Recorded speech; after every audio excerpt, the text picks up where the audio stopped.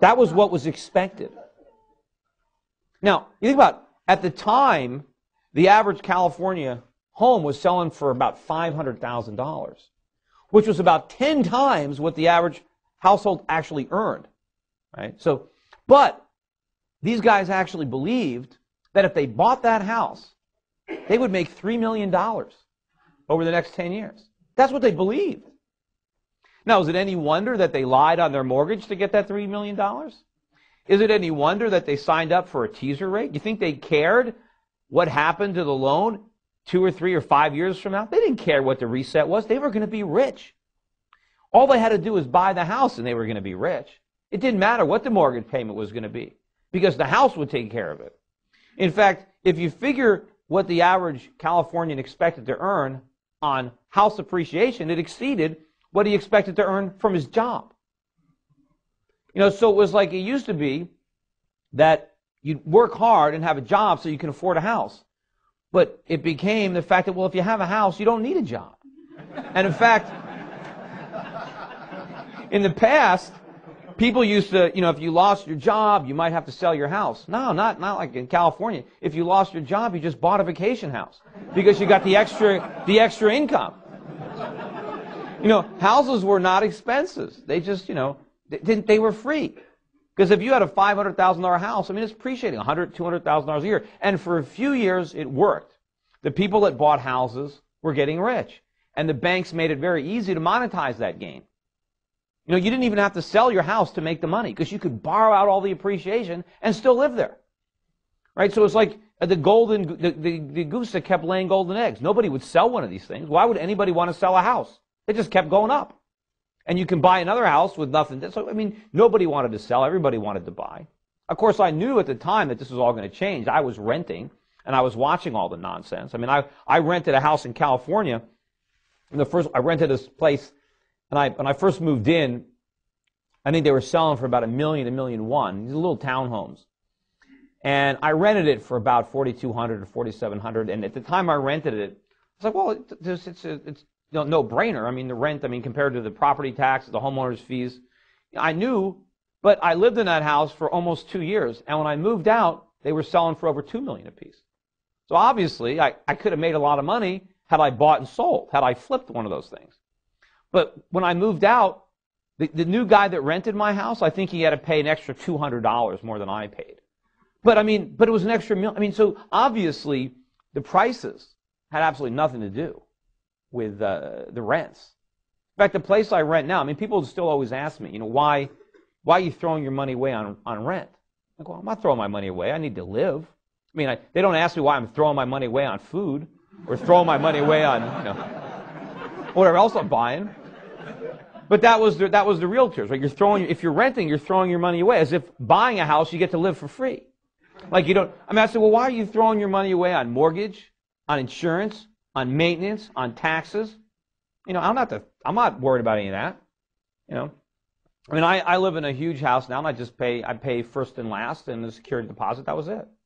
But I know that the rent that I'm paying after my landlord pays their property taxes, they're getting less than a 1% return on what they paid for the property, assuming nothing goes wrong. Because if anything breaks, they got to fix it, which is going to destroy their 1%. So basically, I get all the enjoyment of the property and none of the headaches, and my landlord gets all the headaches and none of the enjoyment. So what's the good deal there? But the realtors, the realtors were able to redefine the American dream, right? The American dream was always, you save your money, you work hard, and anybody can succeed. You don't have to be born to a royal family. You don't have to be an aristocrat. Anybody of modest means can grow up to be a captain of industry, can be president of the United States. That was the American dream. Somehow the realtors turned it into home ownership and buying a home and just getting rich. That was the American dream, that you didn't have to work. Well, that dream is now dying. And if you want to see a very good presentation, because I don't want to spend too much time on it, but if you go on YouTube, I made a presentation in front of the Western Regional Mortgage Bankers. I spoke at their annual conference 2 years in a row, 2005 and 2006. Now, they stopped inviting me, so I don't know, maybe they don't have a conference anymore. I don't know if they have enough members left.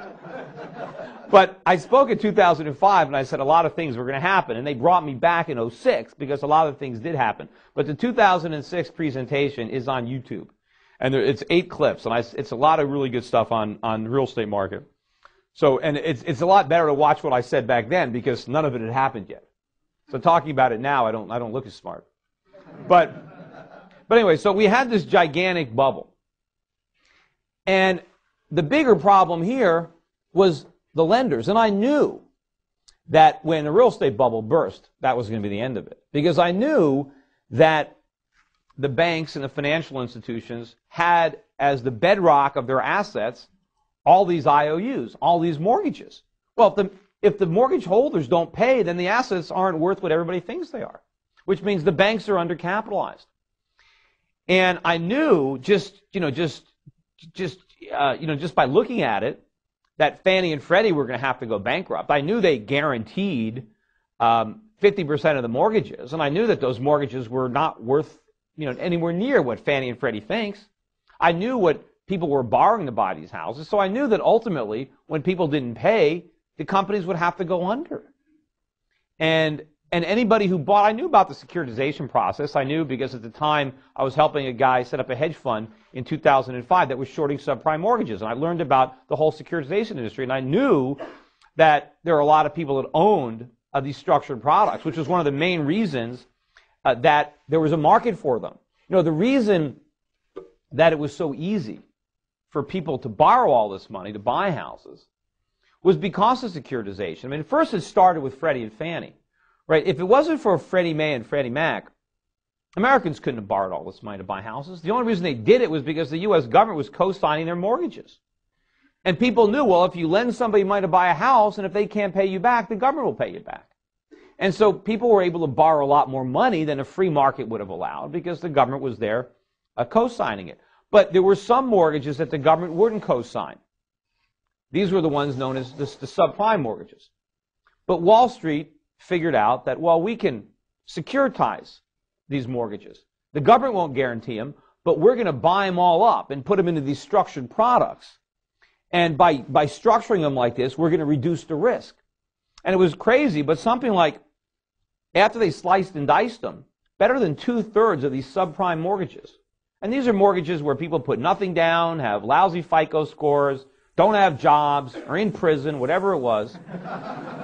These mortgages, 2/3 of them were rated AAA. AAA. I mean, how can that be? I said, how can you take all these lousy mortgages and they're rated AAA? Well, I mean, but it was because Wall Street was able to securitize all these bonds and sell them to the Japanese and sell them to the Chinese and sell them to the hedge funds that there was demand. And of course, why was there so much demand for high yielding assets? Because the Fed had interest rates too low. Everybody needed yield, and they were willing to take risks to get it.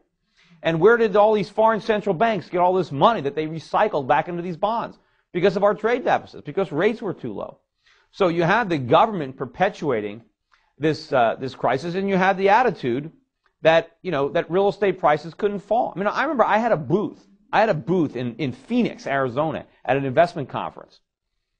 This is probably back in 2004, 2005. There was a guy right in a booth next to me, and he had a real estate company. And what this guy did was he put people together who had lousy credit and who couldn't buy homes with people who had good credit. And the people with good credit co-signed the loans for the people with lousy credit. And therefore, everybody, this guy with bad credit can get a house. And the other guy got some extra payments, whatever it was. But there was one flaw in his whole argument. And I said to him, well, what if the guy, this deadbeat person that can't get a loan, but your client is co-signing, what if that guy doesn't pay? What happens to your client? Doesn't he lose money? I said, well, then we just sell the house. I said, okay, but what if the house goes down? And he looked at me like I was from Mars. And he said, this is Phoenix. He says, real estate prices don't go down in Phoenix. And I imagine how many people lost a ton of money now, because that's probably one of the worst housing markets in the country. But this kind of stuff. So Wall Street, everybody had this idea